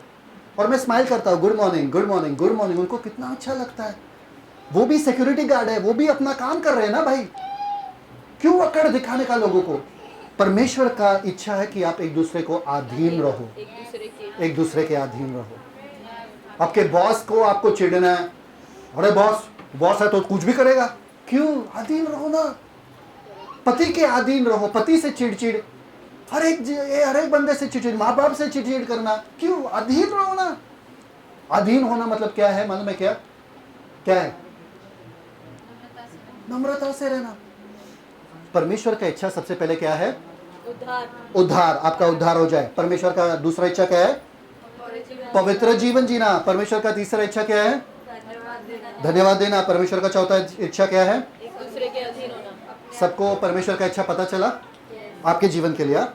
आपके जीवन के लिए पता चला? अभी मैं पूछूंगा परमेश्वर का इच्छा आपके जीवन के लिए क्या है, बताओगे? बताओगे सब लोग? कितने जन करेंगे? कितने जन करेंगे? परमेश्वर का इच्छा जानना हमको है, पर करेंगे नहीं। अभी घर जाते जाते भी झगड़े हो जाएंगे ऐसे, क्या अरे बहुत जल्दी चल रही है, अरे बहुत धीरे से चल रही है, अरे क्यों चल रही है, किधर भाग रही है, तुरंत हो जाएगा बाहर निकलते ही। कितने जन करेंगे परमेश्वर की इच्छा को जानने के बाद? कितने जन करेंगे? आपको पता है एक नौजवान यीशु मसीह के पास आए और बोले कि यीशु मसीह मुझे बता कि मैं अनंत जीवन कैसे प्राप्त करूं, क्या करूं कि मैं अनंत जीवन प्राप्त करूं। सबको पता है ये स्टोरी। यीशु मसीह ने क्या कहा कि 10 आज्ञाओं का पालन करो। तो उसने बोला अरे बचपन से मैं 10 आज्ञा का पालन कर रहा हूं, और कुछ बताओ ना मुझे। तो यीशु मसीह ने कहा जाके सारी चीजों को बेच दे, जो तेरा है जाके क्या बेच दे, और मेरे पास आ, मेरे पीछे पीछे आ। सब कंगालों में बांट दो। कंगालों में बांट दो, मेरे पीछे पीछे आ। वो क्या किया? क्यों क्यों क्यों? क्योंकि उसके पास बहुत पैसा था। वो इच्छा को जान लिया पर उसने किया नहीं। पूछा था, आया था इच्छा को जानने के लिए। आप लोगों को इच्छा पता चला ना परमेश्वर का, आप क्या करोगे? आप क्या करोगे? करोगे कि नहीं करोगे? फिर पतरस वहां पे बैठा था। पतरस और ये सब बोलने लगे अरे परमेश्वर यीशु मसीह, अगर ये अमीर लोग परमेश्वर के राज्य में नहीं जा रहे तो जाएगा कौन? तो यीशु मसीह ने कहा मनुष्य के साथ तो ये नामुमकिन है, पर परमेश्वर के साथ ये मुमकिन है। तो पतरस ने कहा हमने सब छोड़ छाड़ के तुम्हारे पीछे हो लिए हम लोग, हमारा क्या होगा? बोले ना केवल इस जीवन में, पर आने वाले जीवन में भी तुम्हारा भला ही होगा। समझ में आ रहा है? एक भी चीज आपको पीछे नहीं रखना है, पूरी तरीके से अपने आप को परमेश्वर के हवाले करना है, परमेश्वर के लिए हो लेना है। जब आपको परमेश्वर का इच्छा पता चला, उसके लिए पूरी तरीके से अपना जीवन जियो, क्योंकि परमेश्वर प्रकट करने वाले परमेश्वर है। मैथ्यू 6:33 पता है किसी को? क्या है? बिना खोले पहले उसके राज्य और धार्मिकता की खोज करो, और फिर ये सारी चीजें तुम्हें दे दी जाएंगी। कब कब? पहले उसके राज को खोज रहे, खोज करो तो मिलने के बाद सारी चीजें मिलेगी। अच्छा तो खोज रहे मिलेगा कि नहीं मिलेगा? कब मिलेगा? मिलने के बाद मिलेगा। राज्य मिलने के बाद सारी चीजें मिलेगी। नहीं, फिर खोज करते रहो और मिलेंगी सारी चीजें साथ में। अपना ध्यान स्वर्गीय बातों पे लगाओ, ये धरती वाले बातें आपके लिए होती रहेगी। हालेलुया। समझ में आ रहा है कि नहीं आ रहा है? अभी कितने जन को मालूम है परमेश्वर के इच्छे को जानना मतलब क्या होता है? मालूम है क्या? परमेश्वर के वचन के अनुसार दूध होता है। वो क्या होता है? क्या होता है वो? दूध कौन पीते हैं? बच्चे। Hebrews 5:12 खोलो। Thank you father. इब्रानियों उसका 5वां अध्याय उसका 12 वचन। Good job. Which one? Hebrews 5:12. इब्रानियों 5 का 12। समय के विचार से तो तुम्हें गुरु हो जाना चाहिए था, तो भी यह आवश्यक हो गया कि कोई तुम्हें परमेश्वर के वचनों के आदि शिक्षा फिर से सिखाए। तुम तो ऐसे हो गए हो कि तुम्हें अन्न के बदले अब तक दूध ही चाहिए। कौन? बच्चों को दूध चाहिए। बच्चों को क्या चाहिए? परमेश्वर का इच्छा जानना दूध होता है। क्या होता है? दूध होता है। वो मांस होता है क्या? मीट होता है? मीट अच्छा खाना होता है क्या? नहीं। अच्छा खाना क्या है फिर? आइए देखते। जॉन 4:34। जॉन 4:34 उसका 34 वचन।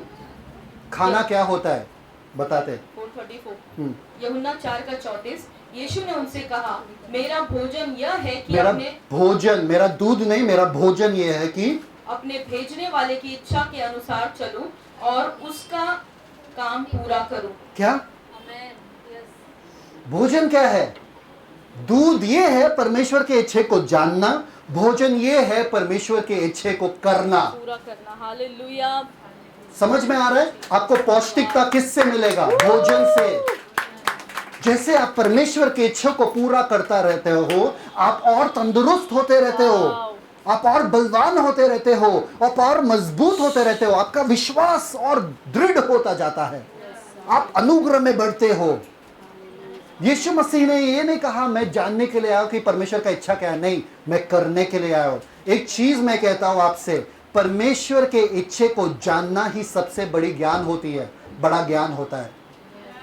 परमेश्वर के इच्छे को जानना ही सबसे बड़ा ज्ञान होता है। सब लोग बोलो, परमेश्वर के इच्छे को जानना परमेश्वर की इच्छा को जानना ही सबसे बड़ा ज्ञान होता है। ही सबसे बड़ा ज्ञान है। परमेश्वर के इच्छे को पूरा करना परमेश्वर की इच्छा को पूरा करना सबसे बड़ी सफलता है। सबसे बड़ी सफलता है। आमीन। सफलता आपके जीवन में आपको नापना है, मापना है, क्या है? परमेश्वर के इच्छा को कितना पूरा कर रहे हो आप। वाह, ट्रू। क्योंकि परमेश्वर ने अपने इच्छे को प्रकट किया है।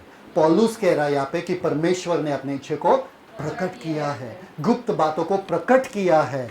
अभी आपका जिम्मेदारी है कि आप उसके अनुसार चलोगे कि नहीं चलोगे। अगर चलोगे तो वो आपके लिए भोजन है, वो आपको दृढ़ बनाता रहेगा। अगर नहीं चलोगे तो आप बच्चे के बच्चे ही रहोगे। उसके बाद लिखा है वहां पे, एक योजना जो उसने दया में बहुत पहले ही तय कर ली थी।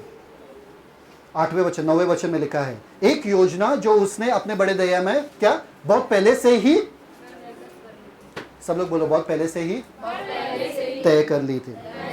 Read job 23:13 and 14। Thank you father. परमेश्वर ने कुछ तय किया था। जोब 23:13 and 14। अय्यूब उसका 23 अध्याय। Thank you father. अय्यूब का 23 का 14 और 15 वचन। जो कुछ मेरे लिए उसने ठान लिया है उसी को वह पूरा करता है। जो कुछ उसने मेरे लिए ठान लिया है उसी को वो पूरा करता है। आगे, और उसके मन में ऐसी ऐसी बहुत सी बातें हैं। और उसके मन में ऐसी ऐसी बहुत सी बातें हैं। मेरे जीवन के लिए परमेश्वर के मन में बहुत सी बातें हैं। आपके जीवन के लिए परमेश्वर का एक इच्छा है, और जो वो चाहते हैं वो करता ही करता है। साम्स 33:11 में लिखा है कि the council of the Lord स्टैंडेड forever. मतलब परमेश्वर जो चाहते हैं, साम्स 30, युक्ति हमेशा के लिए। उसकी युक्ति हमेशा की है। मतलब परमेश्वर ने तय कर लिया है तो उससे कोई बदल नहीं सकता है। 2 तिमोथी 1:9, दूसरा तिमोथी 1:9। दूसरा तीमुथियुस उसका पहला अध्याय 9वां वचन।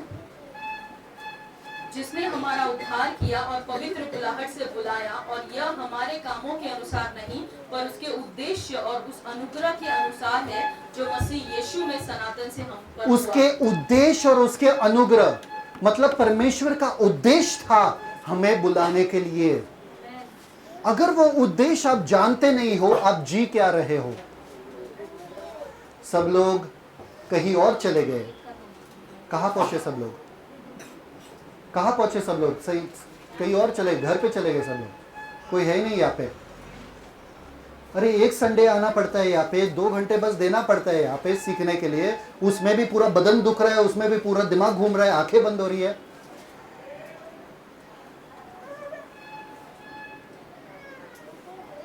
अभी मूवी के लिए लेके जाओ ना, 3 घंटे आंखें खुली की खुली रह जाएगी।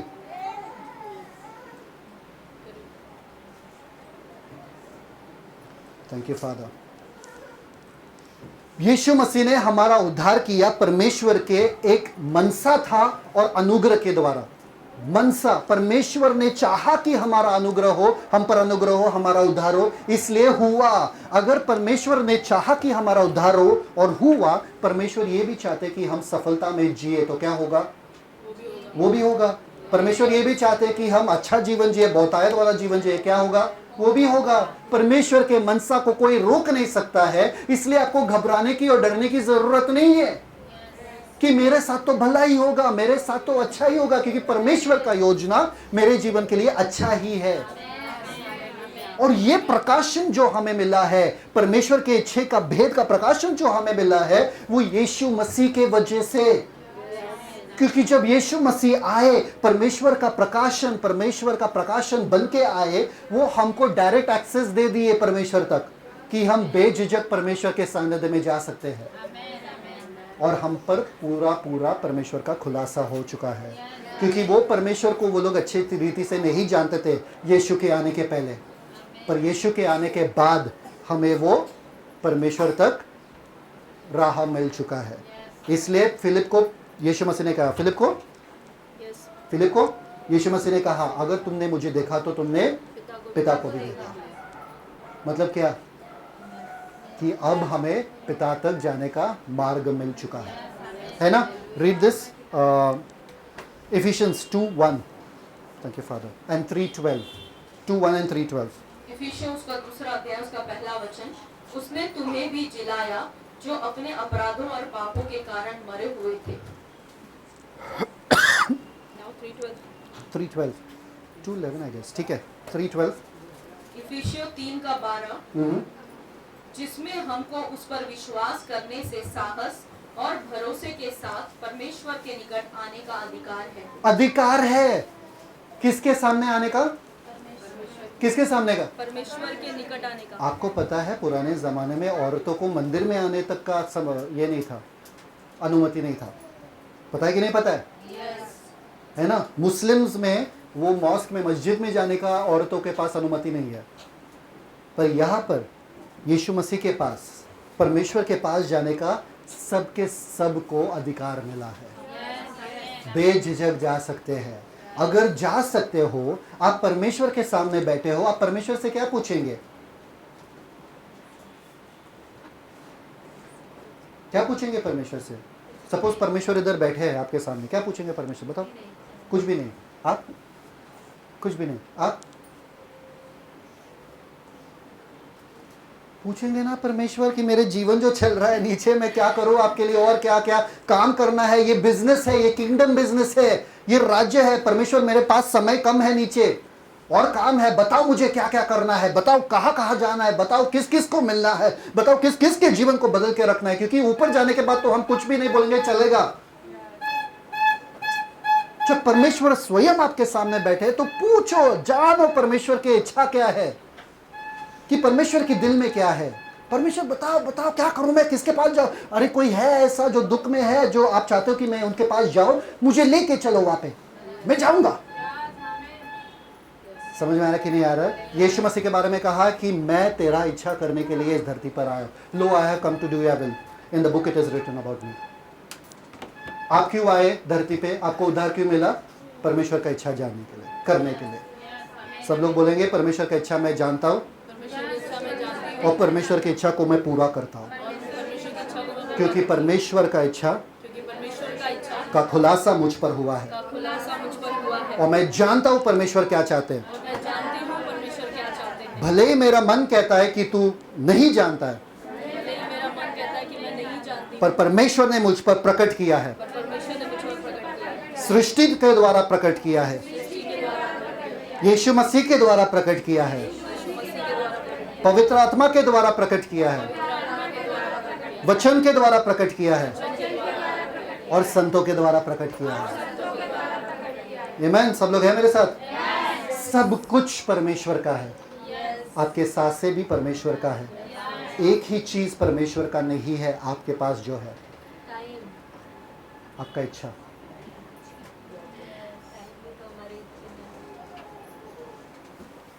आपका इच्छा जो है वो परमेश्वर का नहीं है, परमेश्वर का हक और अधिकार नहीं है जब तक आप ना दें उसे। आज परमेश्वर आपसे वही कह रहे हैं कि मेरे इच्छे को स्वीकार कर। आप मेरे लिए जीना चाहते हो क्या? एक बंदा था, एक पूरा जहाज जा रहा था, पूरे जहाज तूफान में टूट गया, सारे लोग डूब गए, मर गए, एक ही बंदा बच गया और वो समुंदर से तैरते तैरते तैरते तैरते आ गया एक किनारे तक। और वो एक आइलैंड था, वो एक टापू था, टापू पे ऐसा बेहोश पड़ा था। जब उठा देखा, अरे मैं जिंदा हूँ, मैं ही अकेला हूँ।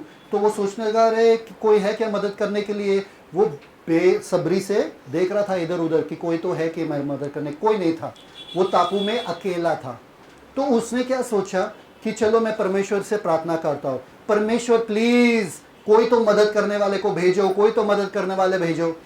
कुछ नहीं हुआ। एक दिन गया, 2 दिन गया, 3 दिन गया, अभी भूख से मर रहा था, वो तड़प रहा था। तो वो बोला चलो ये मछली पकड़ता हूँ मैं, चलो ये नारियल तोड़ता हूँ मैं। नारियल तोड़ तोड़ के मछली पकड़ पकड़ के वो खा रहा था, कैसा भी गुजारा कर रहा था। कुछ और दिन ऐसे बीता कि वो अपना झोपड़ी, छोटा सा झोपड़ी बनाने लगा और टूटे टूटे चीज़ों से, जो जहाज का टूटा टूटा चीज़ें था, उसको लेके सजा रहा था और बना रहा था अपना घर।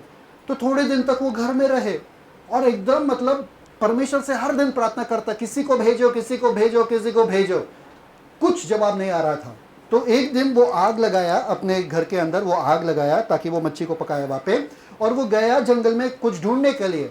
जब वो वापस आया, उनका पूरा घर जल रहा था, आग लग गया था। पत्थर उठा उठा के परमेश्वर के पास फेंक रहा था। बोला, परमेश्वर तू कैसा निर्दय परमेश्वर है, एक मदद मांगा था, जो मैंने किया उसको भी बर्बाद करके रख दिया तुमने।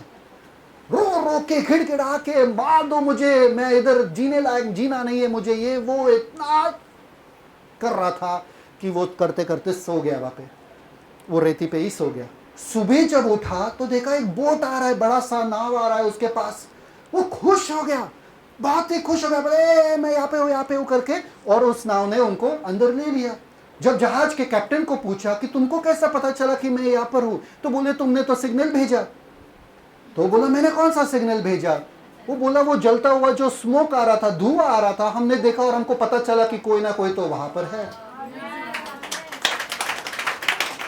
आप चिड़चिड़ कर रहे हो, आप गुस्सा कर रहे हो परमेश्वर पे कि आपका झोपड़ी जल गया, पर वो तो देखो आपका मदद आ गया।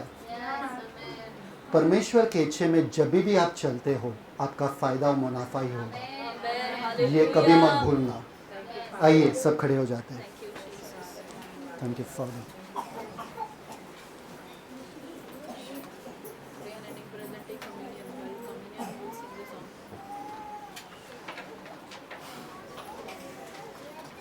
पिता परमेश्वर, धन्यवाद देते आपके वचन के लिए, धन्यवाद देते कि इस दिन के बाद हमारा जीवन जो है आपके हाथों में हम सौंपते हैं। हम जानते हैं कि आपका इच्छा क्या है, क्योंकि आपने सृष्टि के द्वारा, यीशु मसीह के द्वारा, पवित्र आत्मा के द्वारा, वचन के द्वारा, संतों के द्वारा हम पर प्रकट किया है। पिता, हम जानते कि आपका इच्छा क्या है हमारे जीवन के लिए, कि हमारा उद्धार हो जाए, कि हम एक दूसरे के अधीन रहे, कि हम धन्यवाद देते रहे हर बातों में, और कि हम पवित्र जीवन जिए। हम जानते कि आपका इच्छा क्या है, और अब जो हम जान चुके हैं, हम दूध पे नहीं रहेंगे और जिएंगे, पर हम आपकी इच्छा को करते करते भोजन में जिएंगे, ताकि हमारे अंदर और ताकत आ जाए, और हमारा विश्वास दृढ़ बने, और हमारा अनुग्रह पे हम बढ़े। पिता, हम अनजानों के जैसे नहीं जिएंगे अब जीवन। हम जानते हैं कि हम कहाँ जा रहे हैं और हमारे जीवन का मकसद क्या है, मतलब क्या है। आपके लिए जीना और आपके लिए ही ये जीवन जीना है पिता, यीशु मसीह के जैसा जीना। होने दो कि यहाँ पर हर एक जन जो है पिता, उन पर आप अपना भेद प्रकट करो पिता। होने दो जब वो प्रार्थना के लिए आपके भवन में आए पिता, आपके सानिध्य में बैठे, जब शांत बैठे आपकी उपस्थिति में, तो आप उनसे ऐसे रहस्यमय बातें कीजिए पिता, ताकि उनका जीवन बदल जाए और लोगों का भी जीवन बदल जाए उनके इर्द गिर्द में। दिखाइए पिता, उन्हें दिखाइए, उनके आत्मिक आंखों को खोलिए और दिखाइए स्वर्गदूत कैसे काम कर रहे हैं, उनको दिखाइए कि शैतान का काम को नाश कैसे करते हैं, उनको दिखाइए कि क्या चल रहा है लोगों के जीवन में, उनको दिखाइए, आत्मिक जन बनाए इन लोगों को पिता, ताकि वो आत्मिक नजरों से देखे, आत्मिक बातें बोले, आत्मिक चीजें करे। मैं नहीं जानता हूं पिता परमेश्वर कि ये वचन किसके लिए था, पर मैं इतना जानता हूं पिता कि अगर एक बंदे को भी ये वचन मिला है और ये वचन लेके जिए, तो आज के बाद उनका जीवन साधारण नहीं होगा, उनका जीवन अलौकिक होगा, अलौकिक होगा। परमेश्वर का यही वाणी है, कह रहे हैं आप सब से, शांत हो जाओ, चुपचाप बैठे रहो और जानो कि मैं ही परमेश्वर हूं। चुपचाप बैठे रहो और जानो कि मैं ही परमेश्वर हूं। चुपचाप बैठे रहो और जानो कि मैं ही परमेश्वर हूं। अगर आपका आदत नहीं है शांत बैठने का प्रार्थना में, आदत बना लो, आदत बना लो। हर दिन शांत बैठो परमेश्वर के उपस्थिति में, और परमेश्वर ऐसी चीजें आपको दिखाएंगे, ऐसे बातें आपको बताएंगे कि आप परमेश्वर के लिए बड़े बड़े कार्य करोगे। धन्यवाद पिता परमेश्वर, धन्यवाद यीशु मसीह, धन्यवाद पवित्र आत्मा, यीशु के मीठे नाम में मांगते हैं, आमीन। Celebrate the Christ life. God bless you. Shalom. Thank you, Father.